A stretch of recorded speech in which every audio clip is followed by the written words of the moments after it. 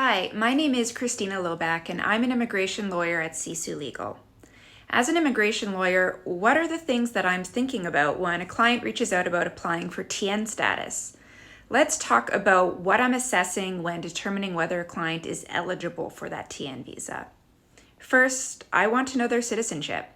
Only citizens of Canada and Mexico can apply for a TN visa to the United States. Permanent residents are not going to be eligible. Second, what is their profession? Only the professions expressly listed in the USMCA are going to qualify for TN status.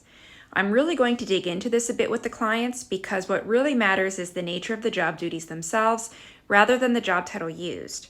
I'm going to be looking at the Occupational Outlook Handbook to help with this determination. Third, does the person have the correct qualifications for their profession? For most of the professions, this means a bachelor's degree in a related field. For some professions, like interior designer, for example, it can be satisfied by a post-secondary diploma or certificate combined with at least 3 years of experience. Fourth, I need to confirm that the person has a job offer from a U.S. employer or that the person will be employed by their foreign employer who has a contract to perform services for a U.S. company. Fifth, if they're in a healthcare profession, I want to know that they have the required additional certification to work in the United States under that profession. Number 6, I want to know what their salary or wage will be. There's no particular wage requirement for TN visas, but if the wage is well below the prevailing wage for that profession, it's going to raise big red flags that will need to be explained. Seventh, do they have a spouse or children? Are their spouse or children planning to come to the United States with them? Spouses and kids can accompany the worker by obtaining TD status, but TD status will not provide work authorization for the spouse or children. Children are able to attend school as TD dependents. So this often means that I'm going to be looking at options for work permits for the spouse too.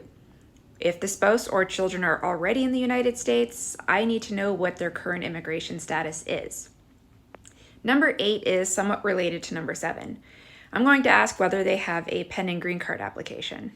This is actually a really common issue for us to navigate since cross-border relationships are so common and family-based green card applications usually take more than a year to be processed. If they've already demonstrated permanent intent by applying for a green card, that's going to make getting a temporary work permit like a TN visa very, very difficult. And finally, I am going to ask a few questions to make sure that the person isn't inadmissible to the United States.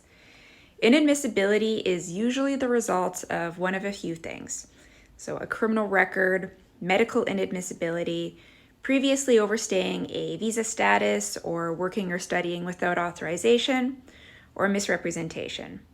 When there's an inadmissibility issue at play, the person will generally need a waiver in order to re-enter or work in the United States first. Do you want to know more about TN visas? Check out our free TN visa guide on our website or schedule a consultation with one of our lawyers.